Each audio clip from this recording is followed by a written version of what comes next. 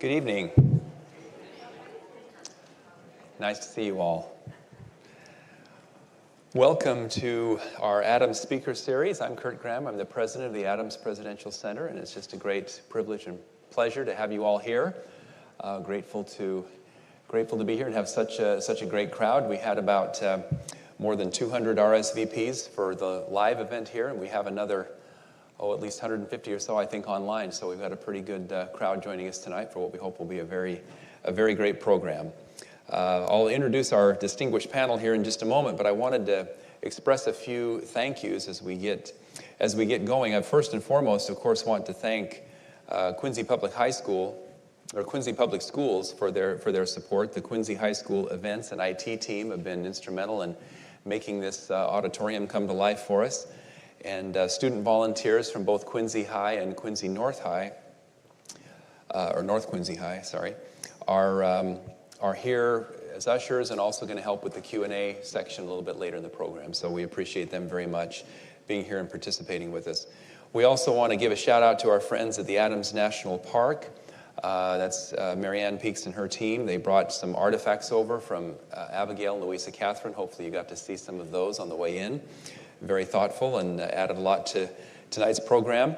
We also are excited about a partnership with a new business in town, a new bookstore over on Hancock, Next Chapter Bookstore.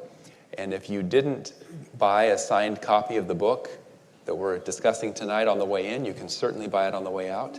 And we appreciate having them here with us and adding that dimension to our program.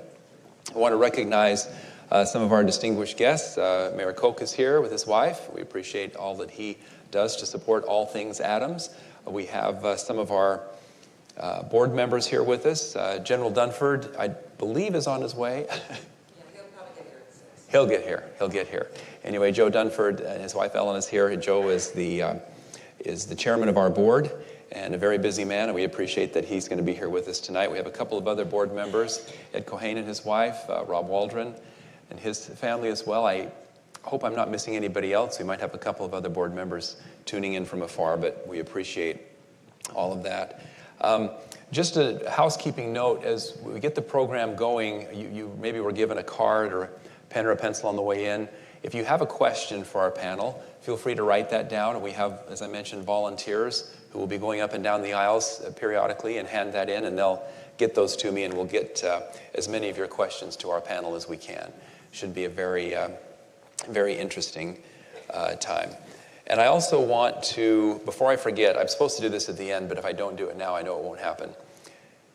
On March 8th, in this very auditorium, from 2 to 5 in the afternoon, is the local Quincy version of Remember the Ladies, which tonight, remember the First Ladies, Remember the Ladies coming right up, where 5 Quincy women will be honored for their contributions to the community. And this event will be emceed, hosted by our own Danielle Allen, a member of the Adams Presidential Center Board, professor at Harvard, a very distinguished, lovely and entertaining woman in her own right, and she will be here to host that event. So mark your calendars and be here on March 8th in the afternoon, 2 to 5, as the guests of Mayor Koch and his wife to honor these women for their contribution to our community.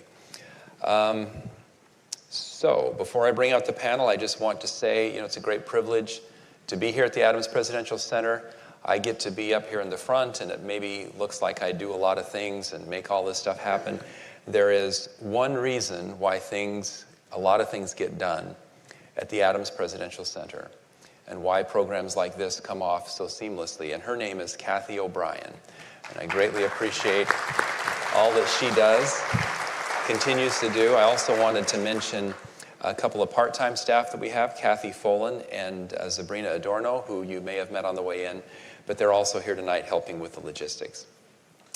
So with that, let me bring out our panel, and we'll get right into this evening's program.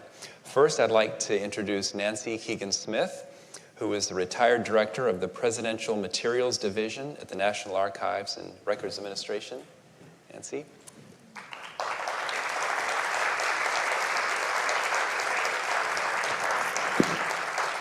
By the way, all three of tonight's panelists are founding members of the First Ladies Association for Research and Education, So they've done probably as much as any trio you're ever going to meet to promote the role and the understanding and the scholarship related to First Ladies. Next, I'd like to bring out Diana Carlin.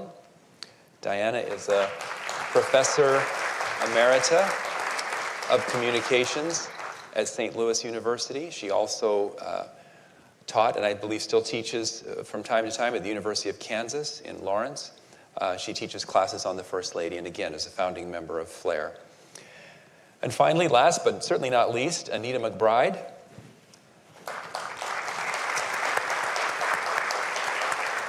Anita is the director of the First Ladies Initiative at American University School of Public Affairs. She is the former chief of staff to First Lady Laura Bush, and again at American University runs a center dedicated to a deeper understanding of the First Ladies. So join me in welcoming our distinguished panel. Thank you.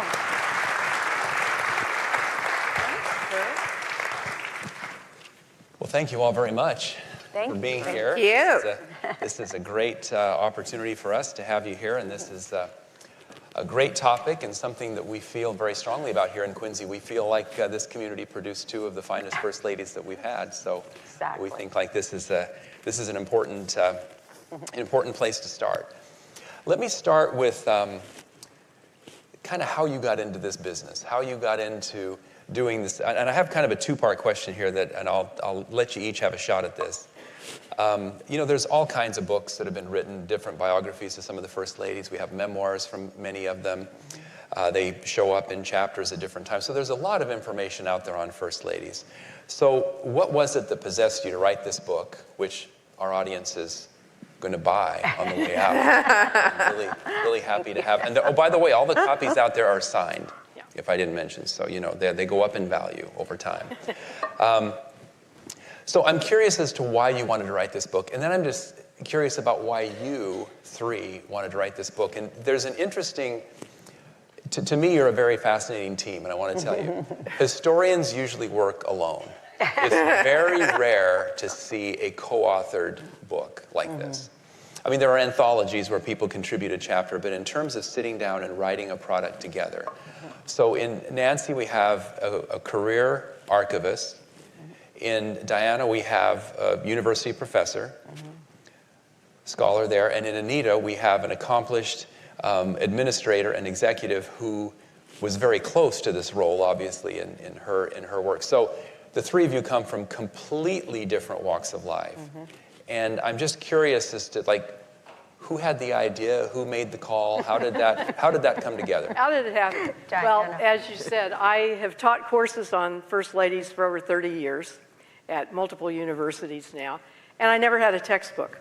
I had to cobble everything together, and about 5 years ago, 4.5 years ago, I got an email from a publisher who I dealt with earlier, wanted to know if I wanted to pitch a book idea.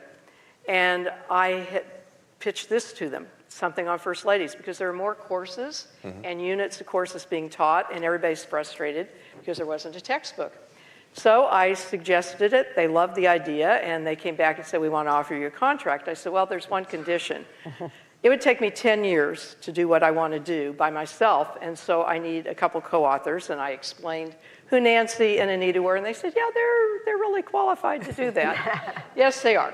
So they came along for the ride, and we started with a textbook.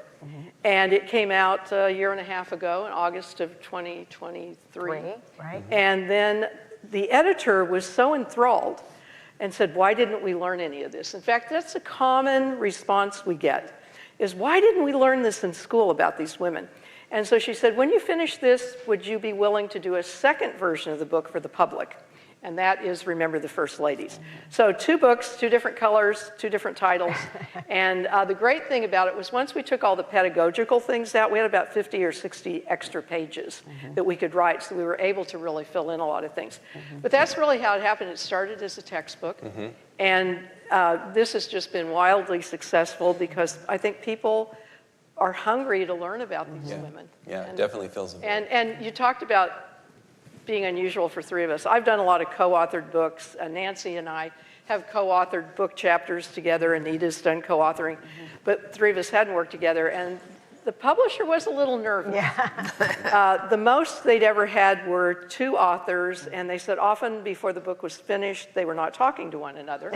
And obviously we still are. So they kind of marveled at how well we worked together, but we knew each other's strengths, and so we divided work up, but we also, everybody had their fingers on every single chapter in the book. Right. And we were willing to, we're such good friends, that we were willing to sort of, be honest with one another to make it a better book. That's great. And amazingly, our various husbands would say, did you write this chapter? Did Anita write this chapter? Did Diana?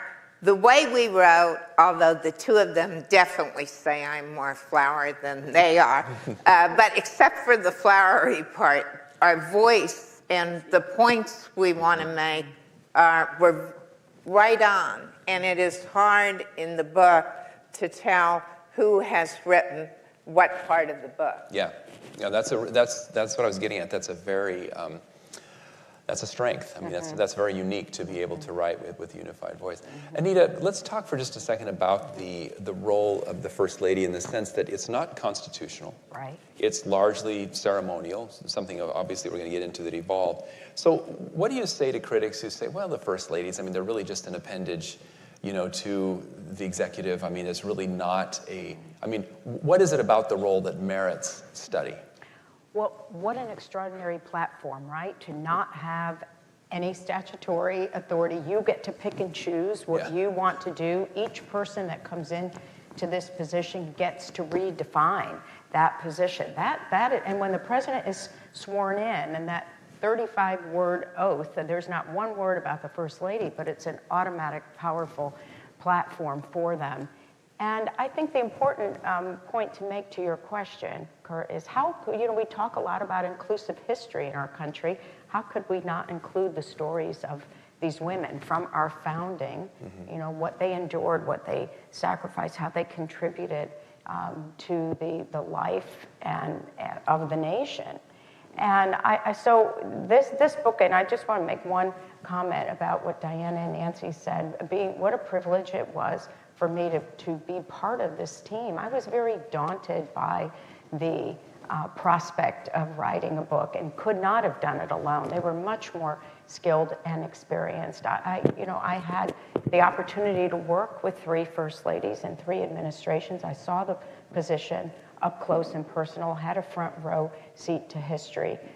But to put all of this together in a book that's really done this well, we are so thrilled. This is a year since this book has come out, and we've together done over 100 and something events and communities like Quincy. This is pretty special to be here, I have to say. I feel the weight of having Louisa and Abigail looking over my shoulder here right now. But I think, yes, it is a partly ceremonial role, and that's not to be diminished. That soft power is so important.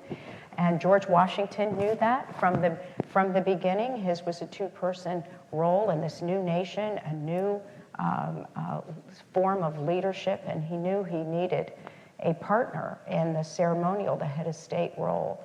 And that is a thread of continuity for every single person who has been First Lady. That's great. Talk a little bit about, and you can take this in whatever order you want, but when you think about the origins of the role, because as we said, it's not statutory, it's not in the Constitution.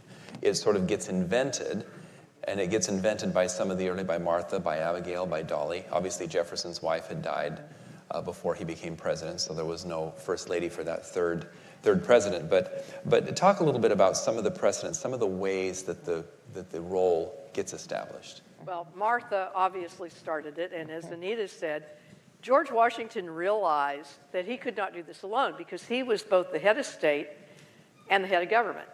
And the head of state part was going to be incredibly crucial, that soft diplomacy. When foreign governments came, we had to establish ourselves. We were already beginning to have divisions, and so that was an important role. And Martha had that experience. And one of the things Martha brought to this role was a vast amount of experience with George through the Revolutionary War. She was with him every winter. But also at Mount Vernon, they had what Richard Norton Smith, who we were talking about earlier, just said that in his biography of Washington, said that Washington described Mount Vernon as a well-appointed tavern, essentially, because they would have hundreds of visitors every year. You know, this was brewing, the revolution was brewing, and he was one of the key people.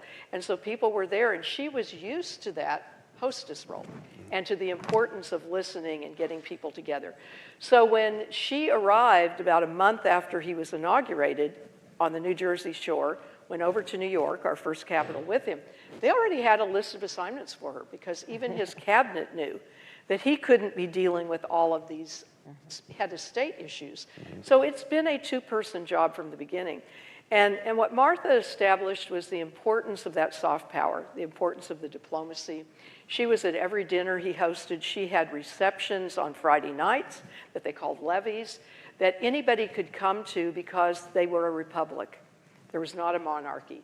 They were approachable. Anybody who was dressed properly could show up for Martha's levees. But the other thing that she did we talk a lot in the book about the threads that go through this. And as Anita said, the hostess thread definitely is through every one of them. But Martha was committed to veterans. She was committed to the military because she had been with George. She had knitted socks. She had darned the clothes in the camps in the winter. And so she had a policy that any veteran who came to the president's house could come and see her. Her letters are full of examples of her aiding widows of veterans, of her doing things for veterans, of her even asking George to use his pardoning power for minor infractions that some of them had come to her for. And so this thread, once again, of our first ladies supporting the military goes back to Martha. And that was really something that we see throughout, whether it's wartime or peacetime. It's been a real key role for our first ladies. So those are a couple things. But Martha's Southern background really had a lot of influence on how she fulfilled a lot of that. And I will go to Abigail. And I want you to know tonight I'm somewhat channeling Abigail because Abigail liked to wear lace and she liked to wear pearls. So I thought it would be fun to sort of channel a first lady I admire so much. Abigail was came from a very different background from Martha, who came from a very wealthy Virginia Southern background. Abigail's father was a congregational minister. Interestingly enough, and I just found this out, he had several slaves. So Abigail did grow up with a few slaves. And her mother was from a very eminent Massachusetts family, the Quincy family. Her grandfather, Abigail's grandfather, had one of the largest libraries in Massachusetts. And Abigail was, from a very early age, encouraged to read, encouraged to learn. And it was a very educational environment, although she wasn't formally educated. Abigail meets John, and I like this story, so I'm going to read the quote. She meets John Adams when she was 11, and she was 15, he was 8 years older. And the first meeting was not a good one. He wrote later that his impression of meeting Abigail was that she was not fond, not frank, and not candid. Now, 8 years later, they're married and create one of the most lasting marriages and unions, 50 years plus. But it is interesting to note that John was not impressed with Abigail in the beginning. Over the years of their marriage, they would have 6 children, and Abigail would run the house, educate the children, and John got more and more involved in politics. And so there's a constant between Martha and Abigail which is that they are alone a great deal of time, and Martha is managing Mount Vernon. You'd think that was the man's job. No, no, no. Martha was doing that. Abigail is taking care of the farm, also doing little side businesses to earn more money, educating the children, and very much communicating with John through letters and supportive of his increasing desire to break away from Great Britain. So it is quite amazing. Then in 1776, when he is at the Continental Congress, Abigail writes the letter that we took the name of our, part of that letter, we made the name of our book. And the quote is, "I long to hear that you have declared an independency. And by the way, in the new code of laws, which I suppose it will be necessary for you to make, I desire you would remember the ladies and be more generous and favorable to them than your ancestors. Do not put such unlimited power into the hands of husbands. Remember, all men would be tyrants if they could. If particular care and attention is not paid to the ladies, we are determined to foment a rebellion and will not hold ourselves bound by any laws in which we have no voice or representation." So I read it partly to show you Abigail didn't mind giving her views. And John sort of, he joked about it to one of his friends. And it was really what Abigail was really writing about was coverture, which was the English law system that essentially didn't recognize the woman legally. She was recognized by her husband or her father, but she couldn't own or be an entity on her own. And then John is gone a lot. Abigail is probably one of the most traveled early first ladies because she goes to England and France with John. And then he becomes vice president for 8 years. And then she becomes first lady, and her sister called it a splendid misery. She was going to begin her splendid misery. Why?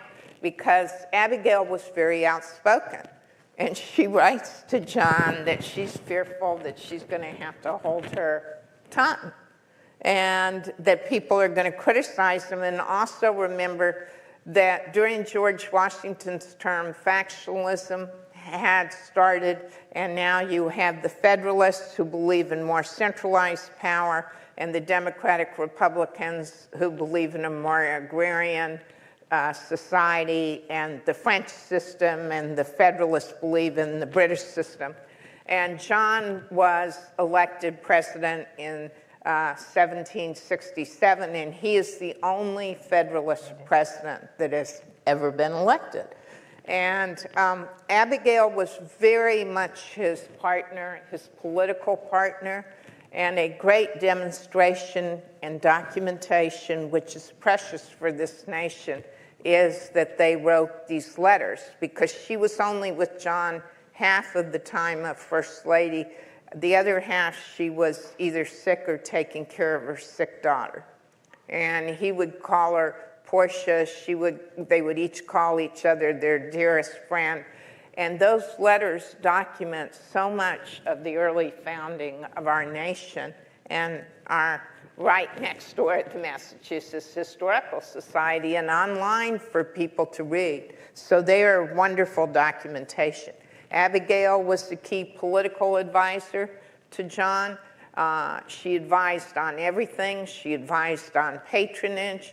And Abigail, and you'll see this trend just as Martha supported the military, Abigail becomes the first sort of press officer for her husband. She writes letters to various friends and to ministers, and actually says she doesn't mind if they get published.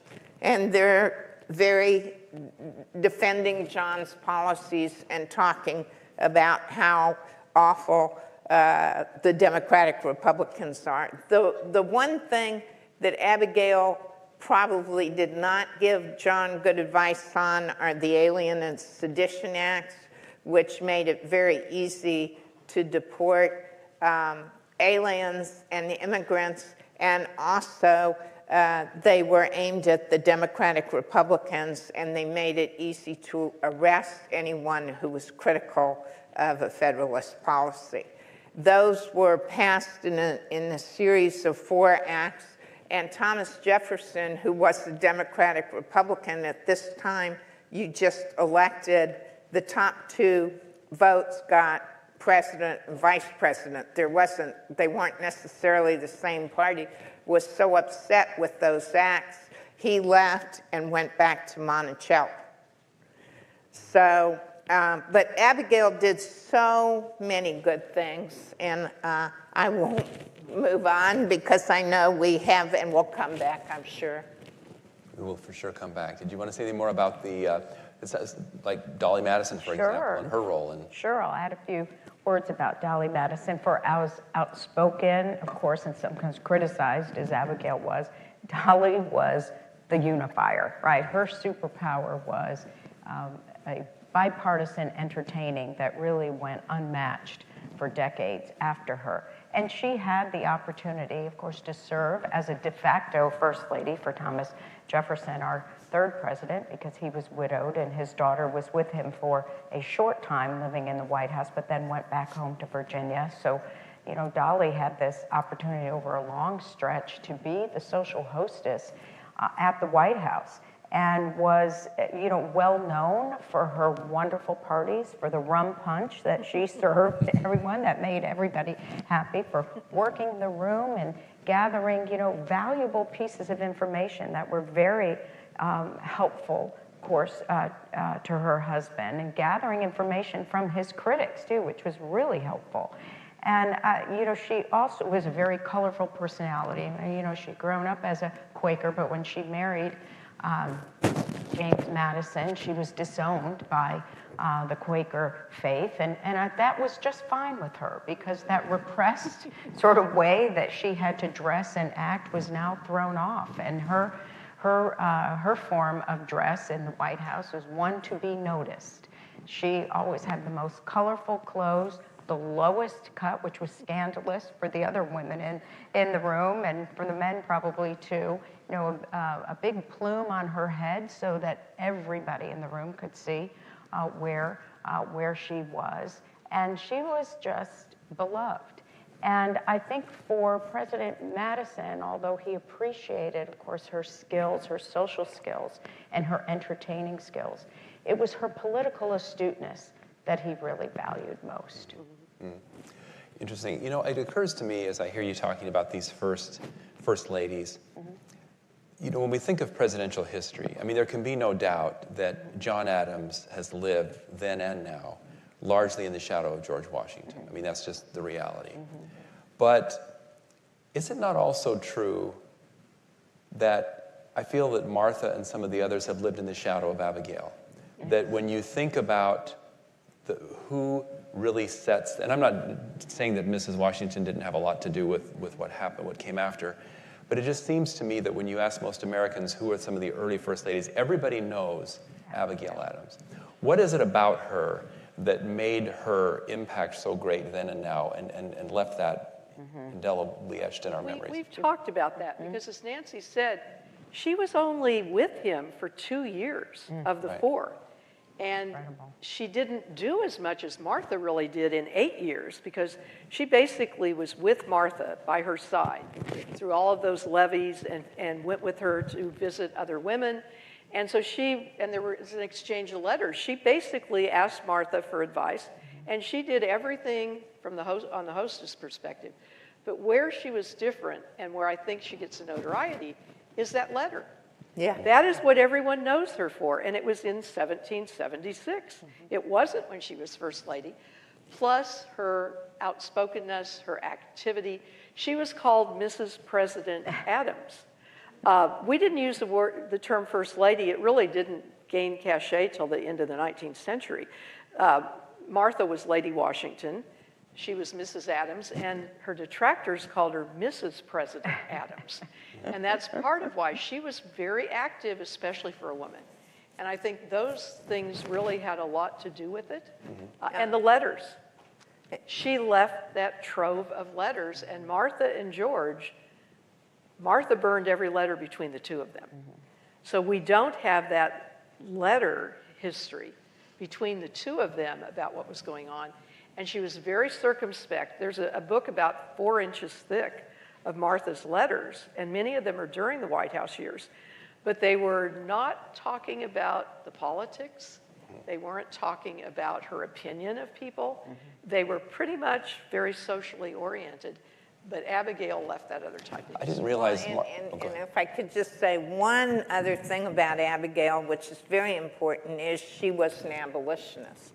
And she so disliked slavery and made that very clear. She pushed for education for women. That was a big issue for her and a key issue at the time.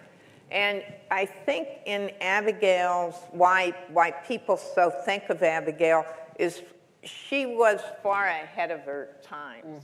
In her letters, you see a woman who really thinks she has the right to be a political equal and talk on every societal topic. And Thomas Jefferson thought she was a brilliant, while they later had a very chilly relationship. They, for a while, wrote quite a bit. And he thought she was a great and very intelligent woman and had a lot of wisdom.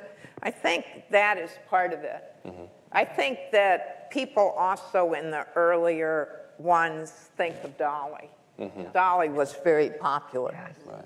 She, Abigail, clearly had a great affinity for Jefferson as well. I mean, admired him greatly, and they did have a very warm relationship. You know, I had forgotten that Martha Washington had burned the letters, and I'm jumping out of chronology here, but I have to draw on my own experience and remind you of this letter that you know, that Harry Truman came home one day, and Bess Truman was taking all the letters that she had written to her husband, and she was throwing them in the fireplace and burning them.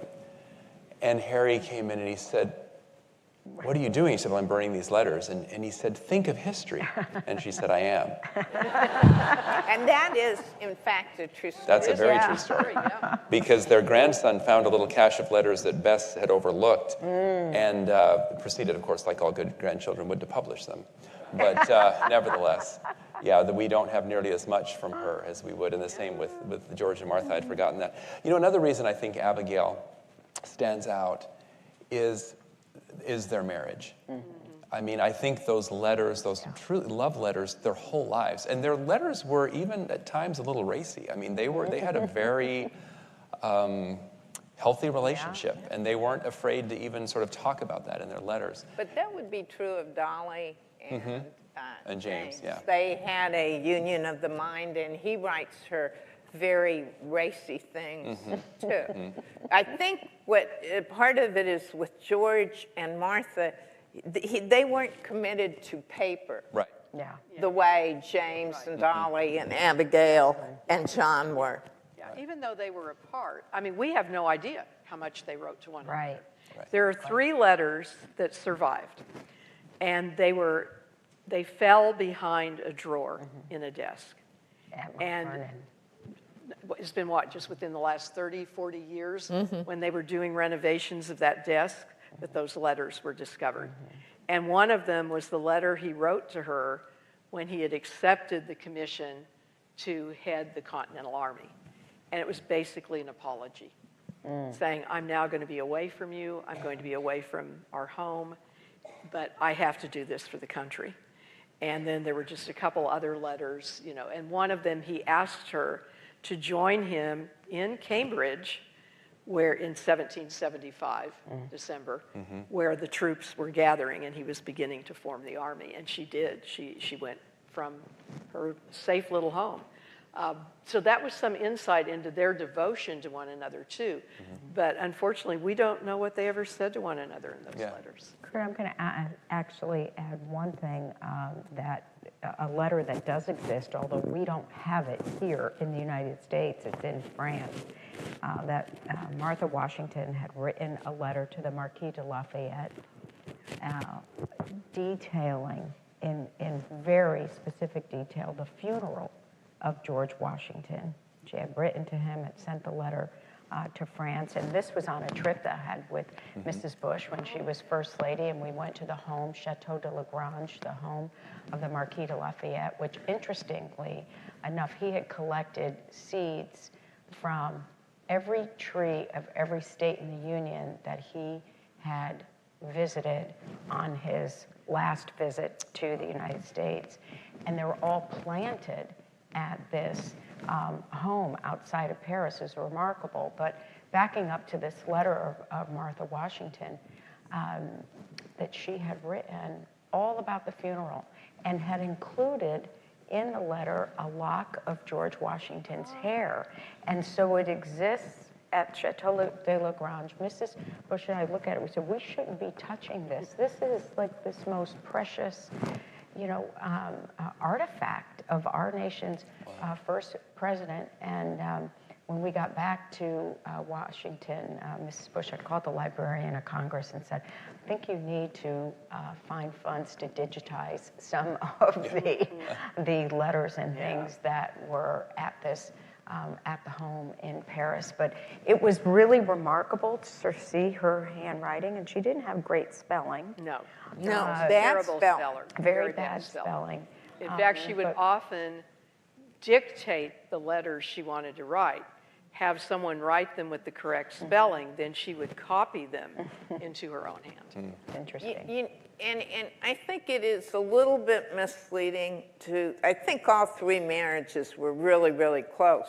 Dolly and James were not apart the way Martha and George and Abigail and John were. They were only apart, I think the longest was for 3 weeks. So they don't have a documentation that the way the Abigail and John does. It is amazing for our nation that these first 3 marriages were so close and so helpful. And that's interesting to think about because, they did spend, all of these couples spent, well, with maybe the exception of the Madisons, but certainly the Washingtons and the Adams spent a lot of time apart. And of course, the blessing to history is that we get this great correspondence. But, that they sacrificed, I think the Adams all told were apart 11 years of their marriage. And, for sometimes years on end at a time as he was abroad. And in the case of John and Abigail, I think you can say, the old adage, absence makes the heart grow fonder. They never lost their affection. It was hard to be apart. Abigail complained about it at times. So did he in some ways, but it was difficult. But they nevertheless never lost sight of their union, of their family, of their higher purpose, and certainly their dedication to public service. John Quincy and Louisa Catherine, maybe not so much. It seems to me that their absences and their marriage was much more troubled in some ways, and yet, I'm fond of saying, and I would love to be corrected or understand this better, I think but for Louisa Catherine, there would have been no President John Quincy Adams. Oh, I think that's true of a lot of them. Yeah. She understood campaigning, and she understood what needed to be done, and he was so bookish and aloof and intellectual and just not really a relatable kind of guy, and I think that she softened that and is that right? No, that's absolutely right. In fact, I highly recommend Louisa Thomas's biography. It's called Louisa, easy to find, 2 Louisas, Louisa by Louisa Thomas. Excellent It's a great biography. It's a great biography. And, talk about the difference with that marriage. Is that Louisa even said, she kept a lot of diaries, both she and John Quincy kept diaries too. And she said it was not love at first sight. She said, in fact, she said, I'm not sure it was love at all. But, she also said, but we had something that over time maybe was better. And this was a type of partnership. And I agree, he would not have been president without her, because during the period in which he was Secretary of State and they were in Washington, she had teas, weekly teas, and she would invite key members of Congress, she would invite members of the press, they would have big balls, and they eventually bought Dolly Madison's house. So you had the spirit of Dolly Madison, you know, with Louisa, and Louisa was often compared to Dolly in the way that she did do the bipartisanship in very similar ways within the same house. And Louisa was doing all of this as a campaign strategy for him to become president. He wanted to be president, but because of his personality, he wasn't outgoing. And she also went to Congress. This is one of the things the women did that, you know, we tend to think that they weren't as politically involved because they couldn't vote. You know, they were supposed to not discuss politics. But most of these women, Dolly would go up to the Hill and would sit in.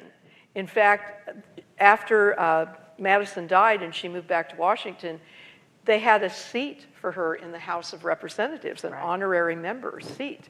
And so Louisa would go to hear debates. And Louisa was walking through the halls of Congress. So she knew that the personal relationships were going to be very important. And if you recall, John Quincy became president, the only one, by a vote of the House of Representatives. Because Andrew Jackson had won both the popular vote and the electoral vote, but he didn't have enough electoral votes to win. So the Electoral College didn't resolve it, and the next step is it goes to the House. And so much of what Louisa did during those 8 years that they were in Washington during the Madison administration laid the groundwork for some of those members of Congress to vote for John Quincy.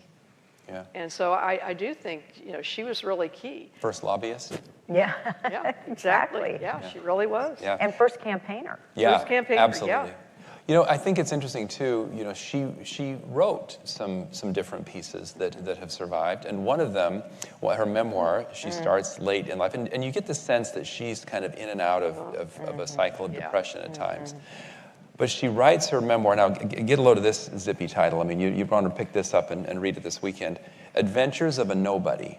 So sad. Very sad. Yeah. It is. So It is sad. sad. But before you sort of weigh in on whether, I mean, of course, I want to know what your thoughts on that. But when I think of that, especially in light of anticipating this program, I thought, can you imagine Nancy Reagan or Hillary Clinton writing anything by that kind of a title? I mean, to be so sort of denigrating and almost despair. And she wrote it, she began writing it, it was called Reflections on My Life, and then the subtitle was Adventures of a Nobody. Because she had an incredibly adventurous life. Very much so. You know, when he was in Europe and she's, you know, going by herself from St. Petersburg to then join him later, and I mean, just the incredible adventures they had. But at the point she started it, it was when he was president. And she felt once he became president and he had the goal that he had set out, he forgot about her. He was totally distant. He did not tell her what was going on. They're occupying the same space. And she's not a part of this. Nobody wants her to do much of anything. She still continues to host very nice events and is once again complimented and compared to Dolly when she's first lady. But she was also incredibly ill. Yeah. Right. And if you stop and think about how ill she was, she had had 15 pregnancies. And 11 of them ended in miscarriage. And she would have a miscarriage and John Quincy would haul her off someplace else, or she'd be pregnant. And they had 4 children who were born live births, and their one daughter died in Russia, and they had to leave that child buried in Russia. So she's physically not well. And then she's being ignored by her husband, and nobody really wants her opinion anymore. And she's being criticized for being too regal and being criticized for foreign-born. And in fact, in his re-election campaign, she and Rachel Jackson became big issues. We think things get ugly now, but you know, Rachel Jackson was accused of being a bigamist because she didn't realize that her ex-husband hadn't really finished their divorce, because women could not sue for divorce, only men could, and he didn't ever file the papers. And she married Jackson, and so they're accusing her of being a bigamist. And then, you know, the Jackson people are accusing Louisa of being a foreign-born and went after her father, and it got really ugly. And so there was a lot Louisa was despondent about. Her children had issues. And so she started writing this at probably one of the lowest points in her life, when she got him where he needed to be, and then basically ignores her. That's really sad. Yeah, no, it is a kind of tragic story in a lot of ways, and yet she had this very exciting life. And so someone's asked a question here about her being the first foreign-born. Mrs. Trump is the second first lady that we've had that was not born in the United States, but Louisa Catherine was the first. And you mentioned she's born in England. Her father is American, but her mother is English. Right. But she grows up in the court. Yes. I mean, in the setting of Very cultured. Very regal, very you know, the pomp and the ceremony and things. So she's a very easy target for the more austere sort of Republican values of the almost frontier by comparison, America. That she was worldly and diplomatic. Very much. Well-traveled and the clothes, the different. refinements. All Right. that. And Abigail, I think, at first, when she met her for the first time, did not like didn't that. go Thought well. she was spoiled, and thought she was spoiled, and you know, certainly I grew up in New England too, so I could say this kind of the more puritanical, you know, view of things. That had to be very hard for her to earn that acceptance, and then to leave two of her sons, right, with the Adams, and was away from them for 8 years. Yeah, and I think regretted that her whole life. She was apart from her children. Well, you know, one other thing we need to mention is she's marrying John. Her father was quite a wealthy businessman, except right before she marries John Quincy, his business goes in the tank. No dowry, nothing. Right. So she's very embarrassed about that. And I think that on John Quincy's part, he thought he was getting more of a social, moneyed woman. And then Abigail is somewhat resentful of that image. It just was not a marriage made in heaven. But John Adams loved her from the start. Yeah. They had a very, very close relationship. And one of the things that Louisa did do that I think, and we write about this in the book, is, as you know, John Adams and Jefferson died on the same day, 4th of July. And they had gotten a letter that John Adams was ill, and John Quincy took off for Quincy and left Louisa there at the White House. And then Louisa gets the letter before John Quincy actually gets to his father that John has already died. So John Quincy doesn't get there to be with his father before he dies. And then she gets the word that Jefferson has died on the same day, and she's left to figure out how to do the mourning for the country. We've lost 2 former presidents on the same day. And so here she is, and you can't pick up the cell phone and call John Quincy and say, how do you want me to handle this? And so she has to go lead the country through the mourning. And she did it quite remarkably well. And so that was the point at which she really rose to the occasion, and I think was really important. And one other little tidbit with her, she did take a page out of Abigail's book, and that was to write an anonymous letter to an editor. During this contentious campaign where they were attacking her personally, she wrote an anonymous letter, but it wasn't very well veiled because everybody figured out she'd written it, defending herself, defending her father, defending her husband. So she was really trying to do what Abigail had done much more skillfully, and it really backfired on her. So like I said, she just had a lot to be unhappy about. Yeah. Let's come forward a little bit and talk about the role of First Lady as it begins to change and develop. We've sort of established this early several administrations and the role, and really largely just personality-based. I mean, you have someone like Abigail Adams, you have someone like Dolly Madison who bring a kind of gravitas to it just by virtue of who they are and just by how they're born. But what can you say about the evolution of the office and how some of the things become a little more formalized over time? Well, the first lady to actually hire a professional staff position is Edith Roosevelt. So this is 1901, She moves into the White House with 5 rambunctious children and then a stepdaughter, you know, Teddy Roosevelt's daughter from his first wife who had died. And she's moving into a house that is still, at this point, office and residence. And with this big family, this really was not that easy to manage. And then to have all the social obligations that were required out of the First Lady and out of the White House. And also this insatiable interest by the public and the press on all these children.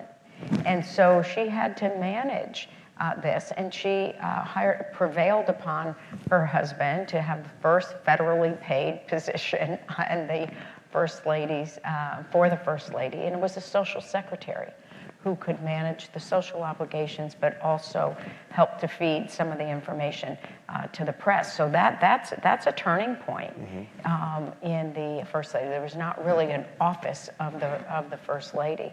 But you know, Mrs. Roosevelt also presided over the design and the construction, if you will, of the big changes to the White House, which was the creation and the building of an executive wing, which we now call the West Wing, where the president's office is, so that the White House itself was just residence.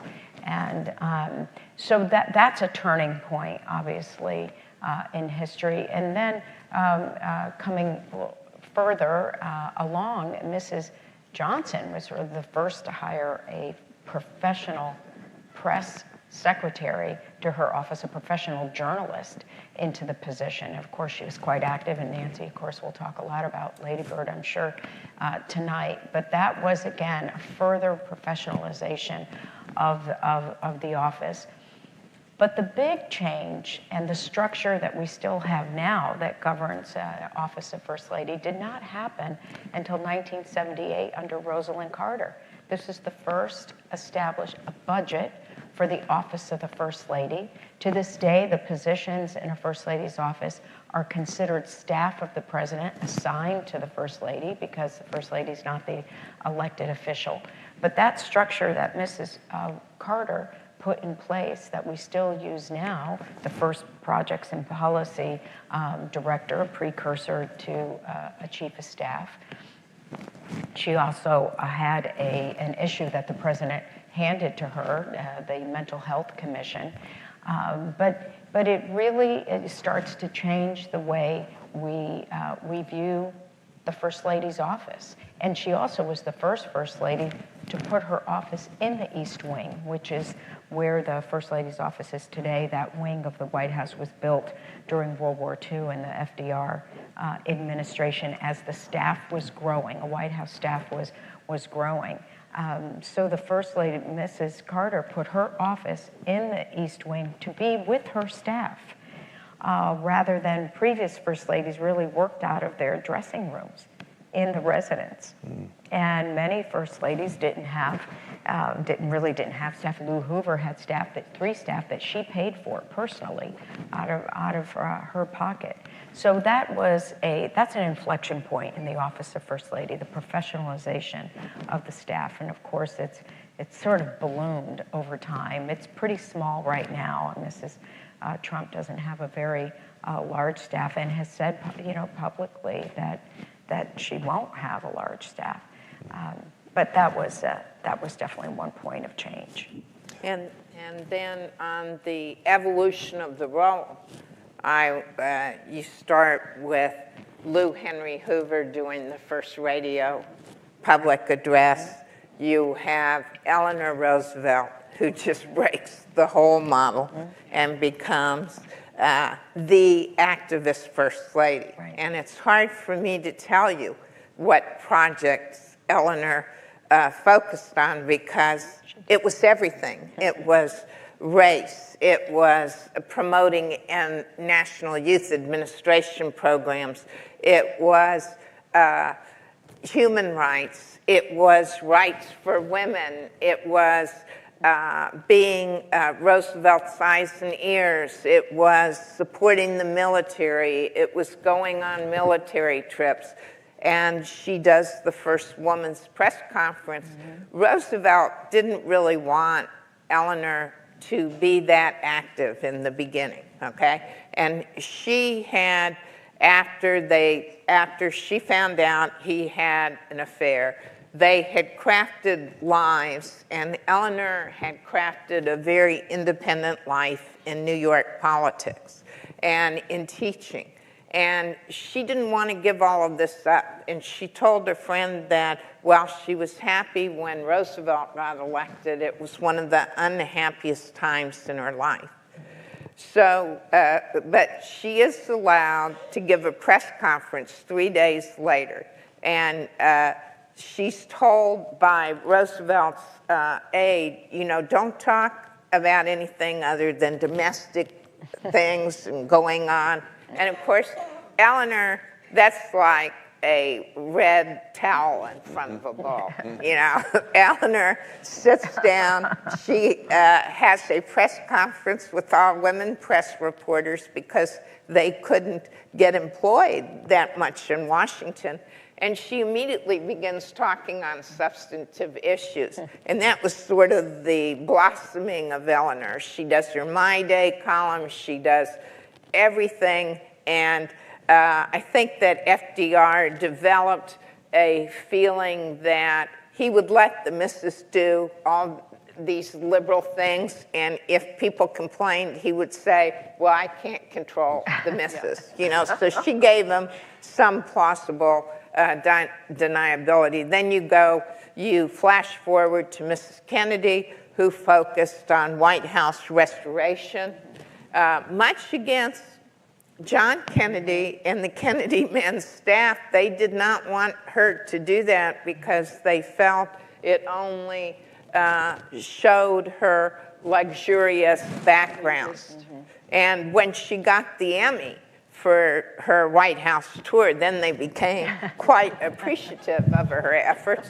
And then you have Lady Bird, as Anita said, who is the first lady who professionalizes the press function, also prioritizes various projects, beautification, the environment. She had to call it beautification because in 1964 she wanted to call it environment, and the staff of Johnson said that was too challenging a word. So she called it beautification, but I knew Mrs. Johnson, she hated the word beautification.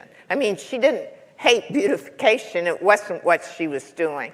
And then early childhood development, civil rights, then you go to Betty Ford, who gets cancer, and we did a conference in April of this last year at the Ford Museum, and it was really interesting to hear the oncologist state breast cancer research before Betty Ford and after Betty Ford. I thought that was just fascinating. Yeah.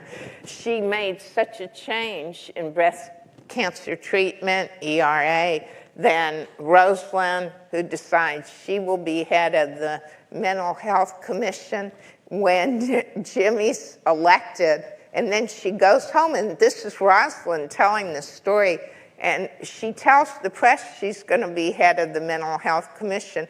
And then she laughs, and she says, and I went home and told Jimmy he was going to appoint me head of the Mental Health Commission. Yeah, Nancy, one person you left out, and I think this is a really important piece, is Pat Nixon. I'm sorry. I should not have left Pat. That's okay, because she took another level, and that was the global level. Yes. Right. And diplomacy.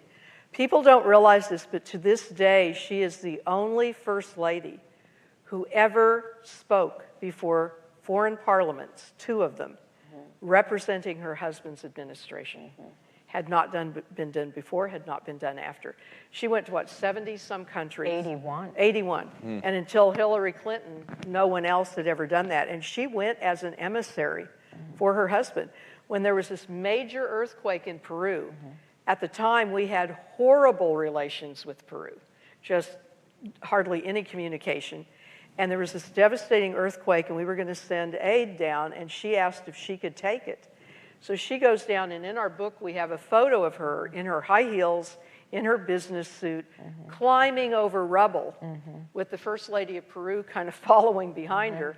And she's talking to people, and she's gone to all these places, and she's finding out what they need and then communicating that back. The president of Peru gives her a special award. The newspapers are singing her praises, and that began chipping away at the problems between our two countries.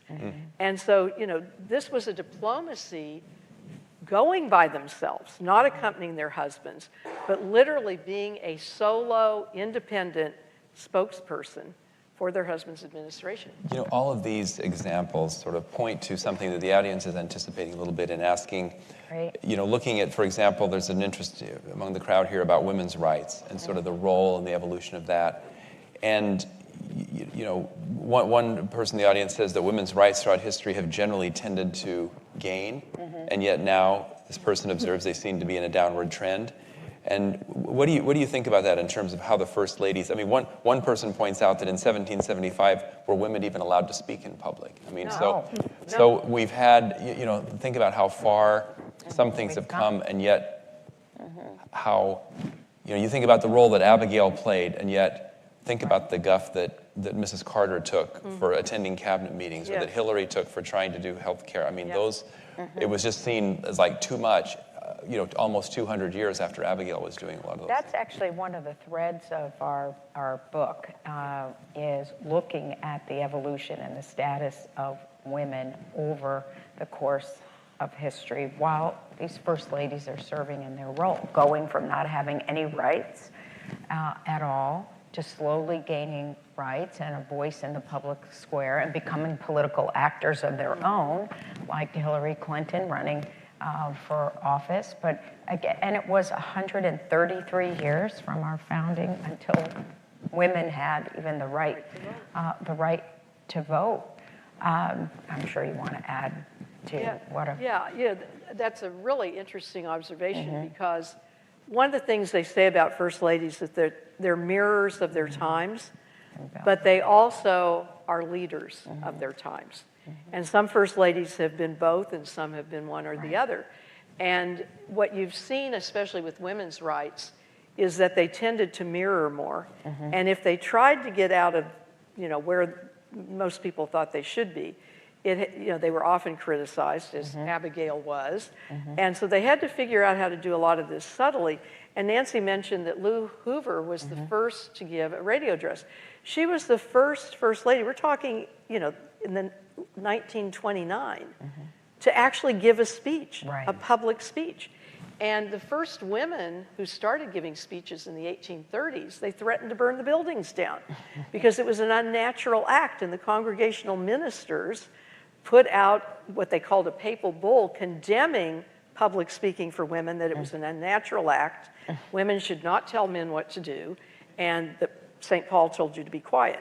And so this was actually, so first ladies were really hesitant, even after you began having the suffrage movement after the Civil War and women were speaking, to be the ones to do that and to speak on suffrage because it was a thorny issue for their husbands.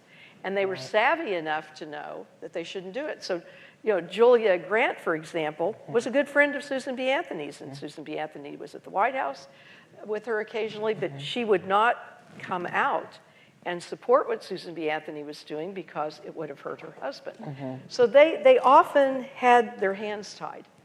And recently, there is a lot more liberty for them to do some things. But Betty Ford, for example, had to install a privately paid for phone line in the White House when she was lobbying for the ERA.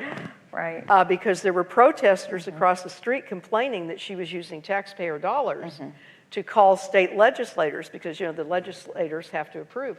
And so she put in a private line, and we have a picture in the book of her at her desk making her phone calls, and she has a "Do Not Tread on Me" flag on the front of her desk. But go ahead. No, well, I was just going to say they're also conflicted. Eleanor wasn't into the suffrage movement until Franklin got into the suffrage movement. Why? we speculate that these women were at such a high place in society. Some of them did not feel the need. And the suffrage movement was maybe more aggressive. And in Eleanor's case, she thought they might hurt women's rights rather than help. So there's a lot of, I just want to say there's a lot of dimensional reasons going on. And I think we do chronicle that. We do.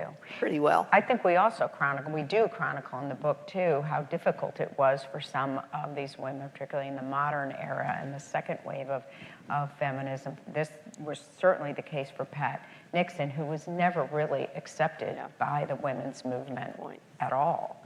And here she was working behind the scenes and overtly, actually, to get more women into the federal government at senior level positions, and not just at the desk, but in leadership positions. And never really given credit for her advocacy there. And a lot, these are examples too of sometimes the unpopularity of the husband spills over on the spouse.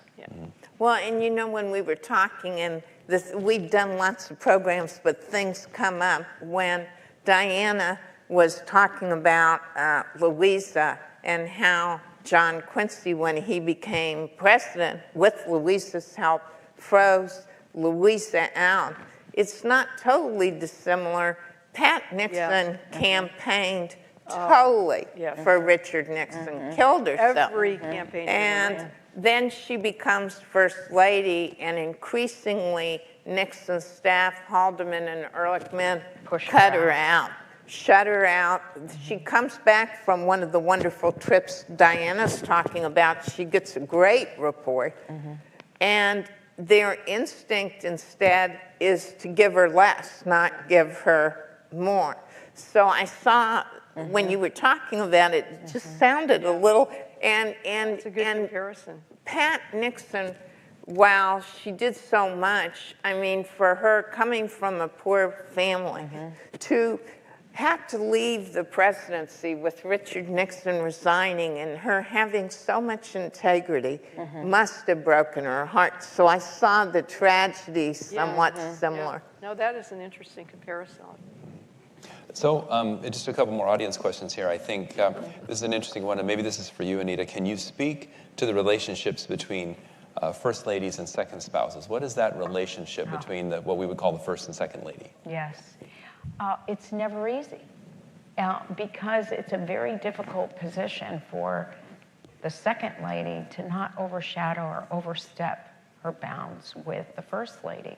And so you have to wait sometimes and see what the first lady is going to be known for, what initiative she's taking on, where she's going to be active, before you could really break out on your own. Now, some first ladies and second ladies had a beautiful relationship, and that is certainly Pat Nixon and Mamie Eisenhower. Wonderful relationship, and Mamie relied on Pat Nixon a lot, and even President Eisenhower relied on Mrs. Nixon, and on trips that he would send Richard Nixon as vice president to travel, he would say to him, take Pat with you, because she was so good in representing our country abroad. And now they ended up marrying into each other's families, right? The Eisenhowers and the Nixons, so it went to the personal. But it can be a difficult relationship. I know for Mrs. Reagan and Mrs. Bush, Barbara Bush, it wasn't easy at all. But they, maintained as cordial and respectful publicly a relationship as they could. But I think it is always a question for the second lady to just, not to be invited in to do something, like the way Michelle Obama and Jill Biden worked on joining forces together. This was Mrs. Obama's initiative, yet it was Jill Biden who was a military spouse, and they were a military family. I mean, she, had a son in the military, so she could understand it in a way that Mrs. Obama couldn't. So that was a great partnership over an issue together, and they traveled a lot with each other.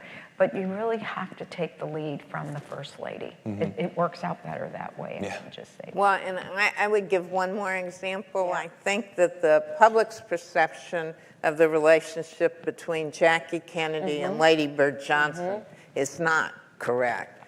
Jackie Kennedy used Lyndon and Lady Bird a lot to do her functions, and Jackie actually asked Mrs. Johnson, and the only documentation that Anita and Diana and I can find, on November 26, 1963, she had Mrs. Johnson over to tea at the White House when Mrs. Johnson was still living at the Elms, and asked her to carry on and to make permanent her White House restoration efforts.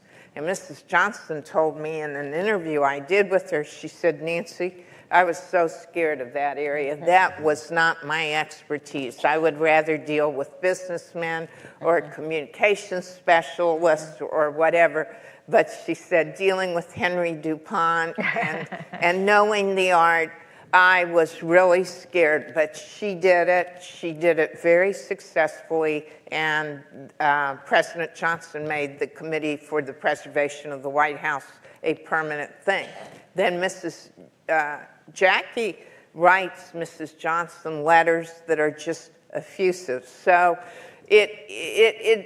there are, relationships, but as Anita said, you have to be brought in. Lady Bird was asked to campaign for Jackie when she was pregnant, and she did such a good job in Texas and the southern states that Robert Kennedy said he thought she helped John Kennedy win the election. And since Robert Kennedy hated the Johnsons, that was high praise. High praise. Absolutely. What you've mentioned, you mentioned Mrs. Biden, and we've mentioned Mrs. Trump in passing. Someone in the audience is wondering if these two most recent First Ladies have taken a different path. I mean, are they changing the role of First Lady? In what ways do you observe that's happening? I'll just mention one word on this. I'll let my colleagues respond too. But this is another thing we talk about in the book. This position is constantly evolving, and it's defined by the occupant. Right. And the position adapts to each occupant. And sometimes the occupant adapts to the position. So it's not necessarily a bad thing that it's different, because it has the ability to do that. Again, there's not a statutory requirement for this position.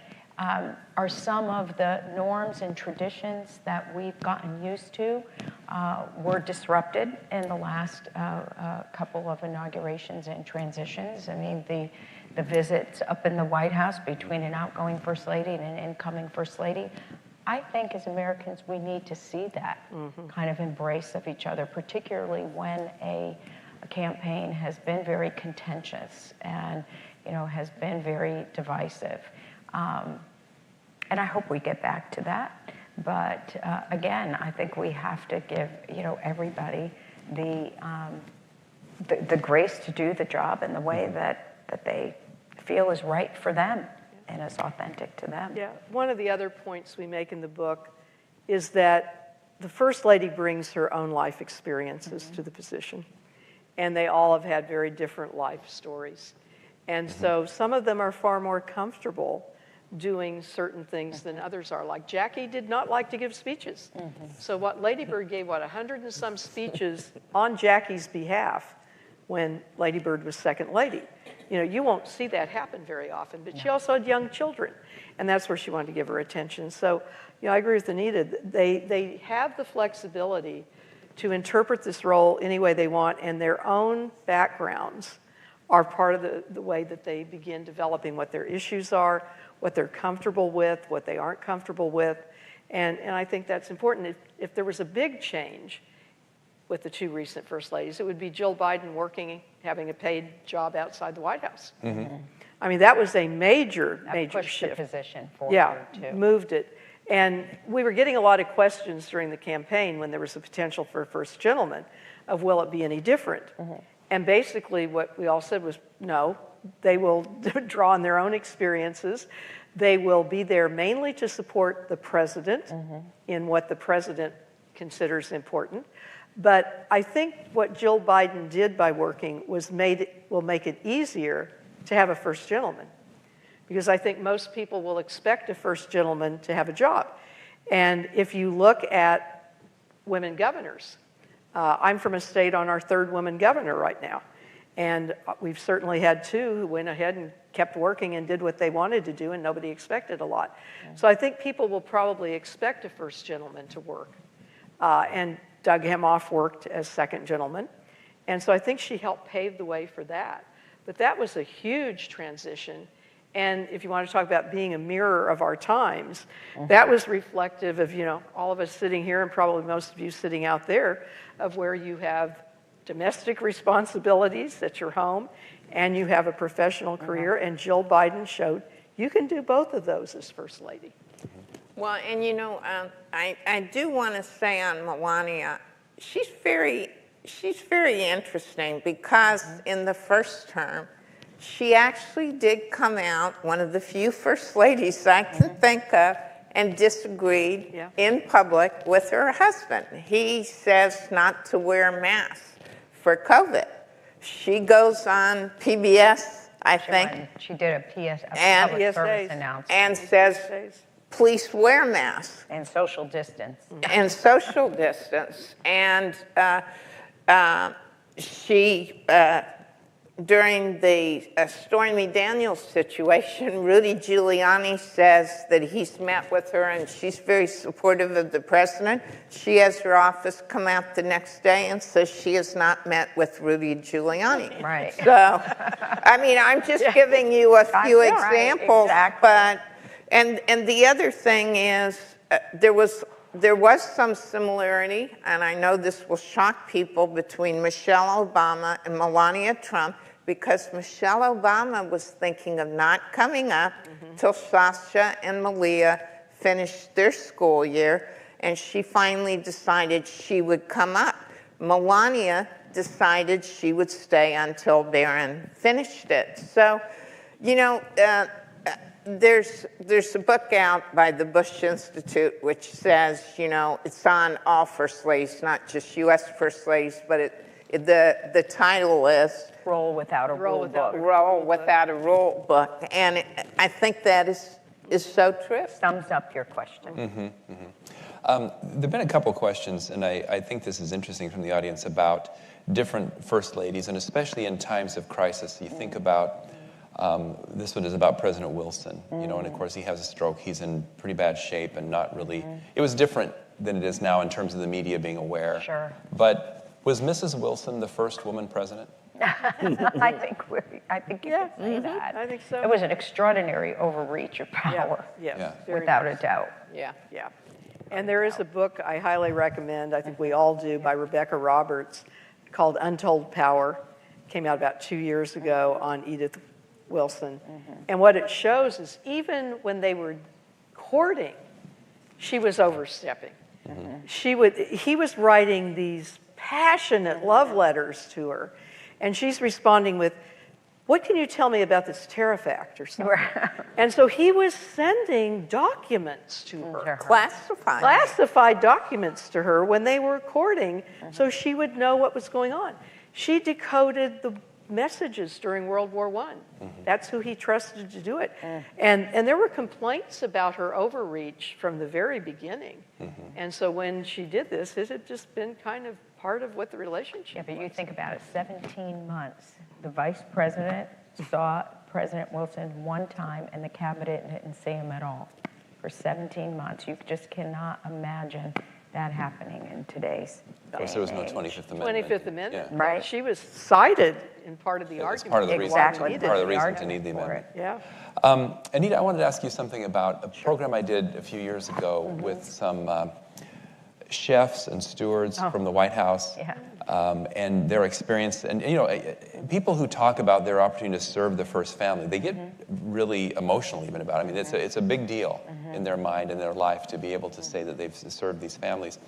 And I remember there was one young lady who was she seemed young at the time, so she must have been really young, maybe just a young military aide or something, and she was aboard Air Force One, and it was on 9/11. And Bush was leaving Florida, and he probably didn't know where they were going because they were just head to the sky and just discern what's going on. Right. And this young woman knew that Mr. Bush liked a certain kind of chocolate chip cookie. And they had those on board, so she heats these up or makes them or whatever they do in the plane. And she took those in to the president. And you know Mr. Bush, I'm sure it was a very gracious exchange. I appreciate it. But it meant so much to her to be able to see this man with the weight of the world on his shoulders and to be able to sort of give him just some little comfort, some little pleasure in that moment, just to say, hey, we're here with you. We care about you.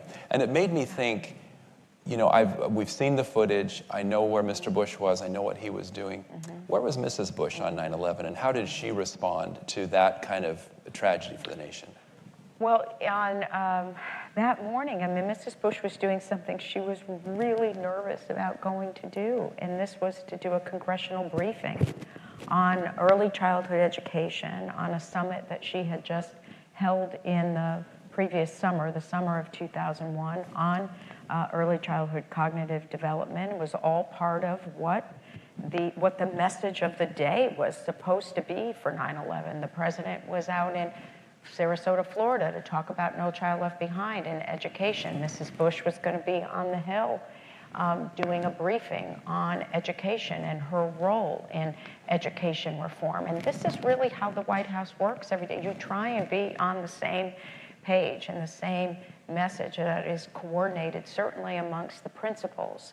And so you could do a lot of planning for that, and she was prepared, and she was traveling up there to Capitol Hill with the domestic policy advisor, Margaret Spellings, and arrived. When she left the White House, one of her agents, had told her that a aircraft had hit one of the World Trade Center towers, and of course, like everybody, they didn't have all the full information and thought it was, an errant plane and an accident. By the time she gets up to the Capitol, the second plane had hit the second tower. And what was interesting about that morning was, so first of all, let me just go back and say, all the preparation you could do in the world, even in the White House, nothing could ever prepare you for something like that, right? For a terrorist attack on the nation. And so urgent priorities always have to overtake the important.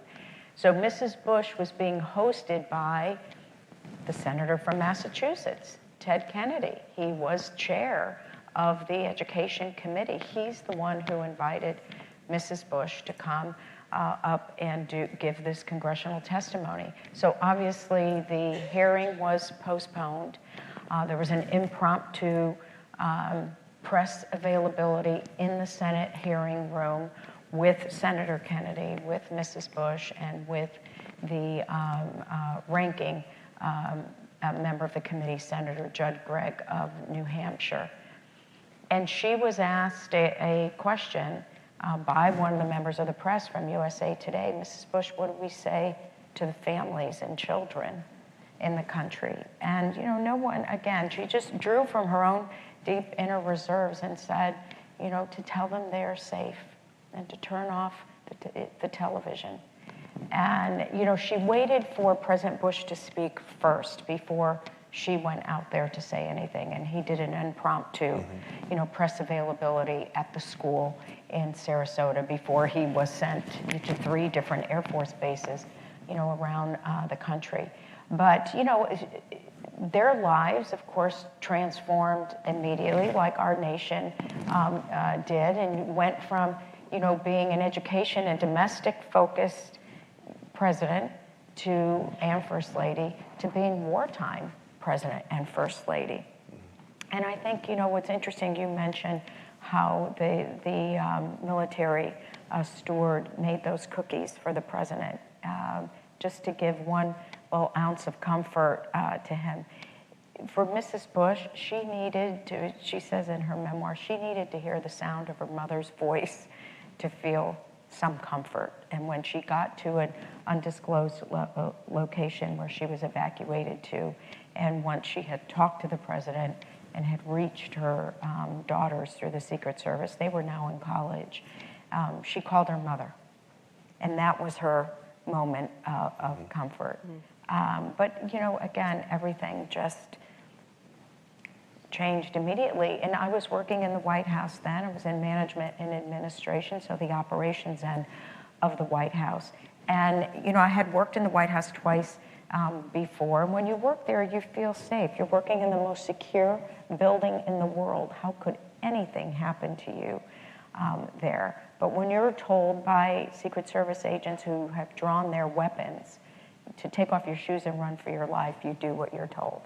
And all the gates of the White House were opened, and everybody just exited. And actually, you know, when Mrs. Bush did come back to the White House later that afternoon, when we knew the president was coming back about 6 o'clock that night, and when her cars, you know, pulled in to the White House, what's out on the walkways are strollers from the tours that were there that morning, families that were coming in to see the White House. Then they were evacuated too, and all their belongings were just left behind.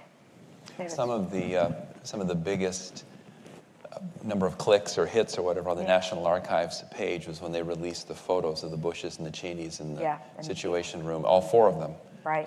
Mrs. Bush and Mrs. Cheney there with the president and vice president. That's right. Looking over, you know, monitors and being briefed and being told they were both there, Mrs. Cheney and Mrs. Bush in the background. It was really quite compelling to see that and understand what a human moment that was for them. And I think that's what we sometimes forget. We see these people in textbooks. Right. We see them as these sort of two-dimensional people, but I love how you put it, that they draw from the reservoir of who they are. You know, they're husbands and wives. And they're real people. And daughters. And they are. Yes, their marriages they draw and their from their relationships. deep inner reserves on how to respond. I will say on that human element, in 1987, I interviewed Lady Bird, and I asked her about November 22nd, 1963.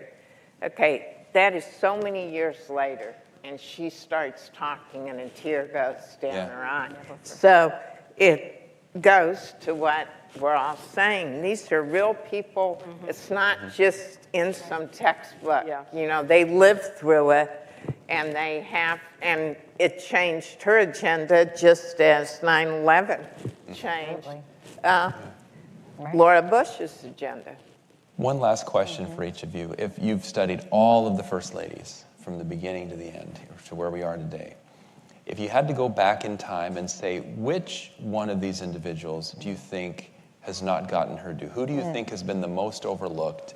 And who do you think, if you could write an article or you know, write an additional chapter or a biography of, who do you think deserves a reconsideration? Well, we talked a lot about Pat Nixon, so we gave her due, but I'll start with one. Bess Truman fascinates me.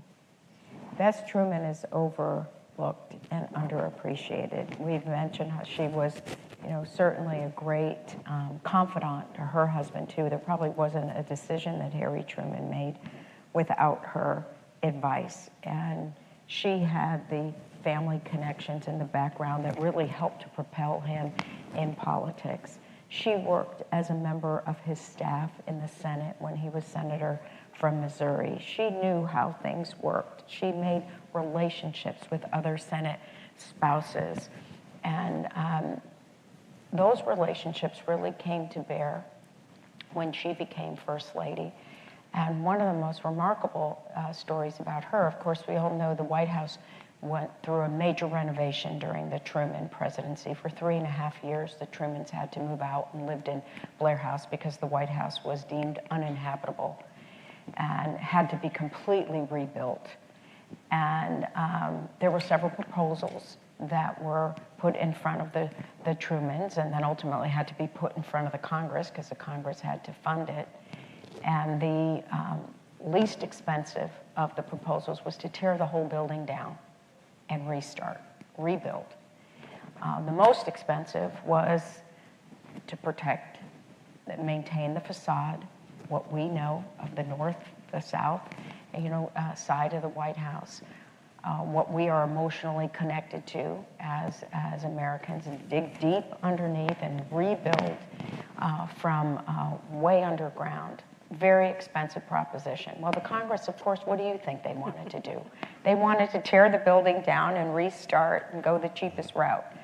And it really was Bess Truman who used her lobbying knowledge, her skills of knowing how the Senate appropriations process worked, knew the members, knew the appropriators, knew the spouses, and basically her message to them was, if you do this, the American people will never forgive you.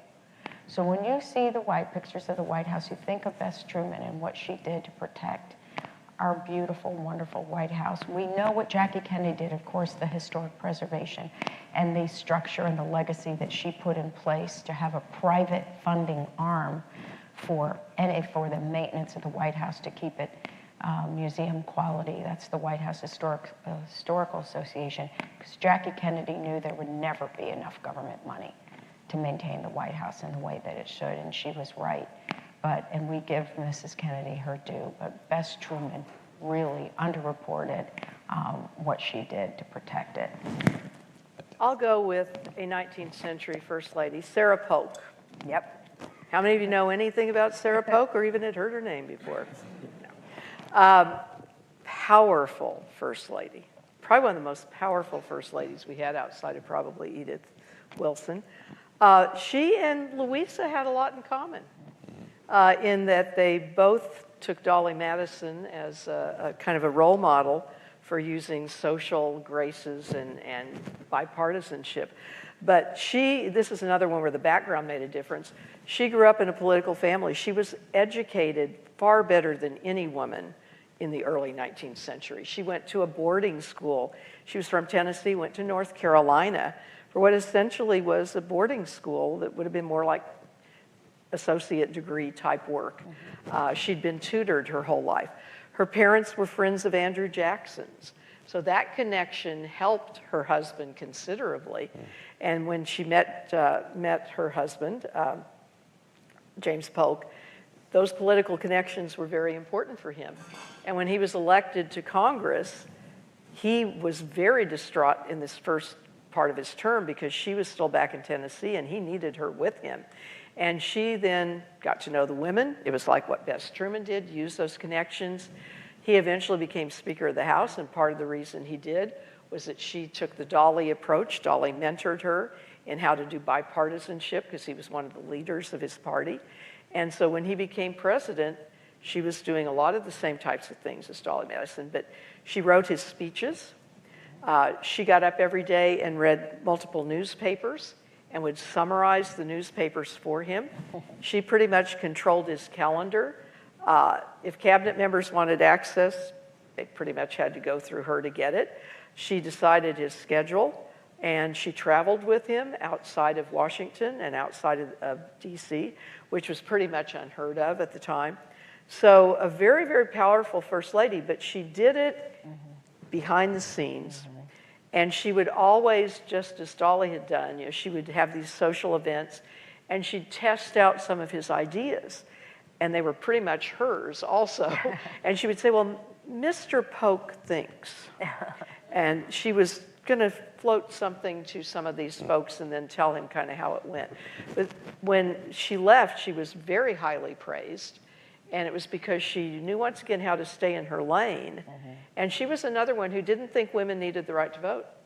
She was invited to the Seneca Falls Convention in 1848, and she didn't go because she had all the power she needed through her husband. Yeah. Very good. I would say misjudge Mary Lincoln. If you care about Abraham Lincoln, and most people do, and he rates as the highest president, he would not have been president without Mary Lincoln. Forget about her personality, forget that she was probably bipolar, forget that she was in deep depression, as was Lincoln when their son died. But when Lincoln ran for Senate twice and did not get it, she encouraged him. He wanted to go out to Oregon to become like a governor of Oregon, and Mary was very clear and told him, if you go to the West, you will be off the national stage. And I think you can be president someday. And he laughed. She brought him in. She made him. She refined him. She helped him think that he could be president. And she stood by him in a very difficult time as president. She never wavered in support of his position for the Union and in terms of the Civil War, even though she was from Kentucky and had relatives who were Confederate soldiers who were killed. So do I think she was an angel? No. But I do think if in history you care about Abraham Lincoln, you've got to give Mary Lincoln some credit for his being there. The other thing I will say is, if we're somewhat wrapping up, is that all three of us would say these men married incredibly well. They did. They were lucky. Yeah, they were very lucky. They were lucky. Thank you. Most men do. So one final anecdote here. We are wrapping up. In the months before I came to the Adams Center, I was director of the Truman Library, and I had the privilege of giving Mrs. Biden a tour of the library. She was in Kansas City for an event, and we, through some connection, we were able to get her there for an hour. And as you know, whenever the First Lady goes anywhere, it's just like the President. The Secret Service is just all over the place. They ask us to shut the library down for half a day. They bring in these dogs and they sniff around the whole building. And of course, they always have a code word for the First Lady, a code name to kind of keep it on the down low. So imagine my surprise when the facility manager comes to me and says, they have a code word for Mrs. Biden. Oh, who is it? Taylor Swift. You know, I can imagine how many people would be descending on the library if they knew that we had Taylor Swift in the house, much more so than the First Lady herself. But anyway, ladies, whether you're First Ladies or a rock star, you have given us a fantastic performance tonight. Thank you so much. Anita McBride, Diana Carlin, Nancy Smith, thank you all so much. Thanks for being here. We'll see you again.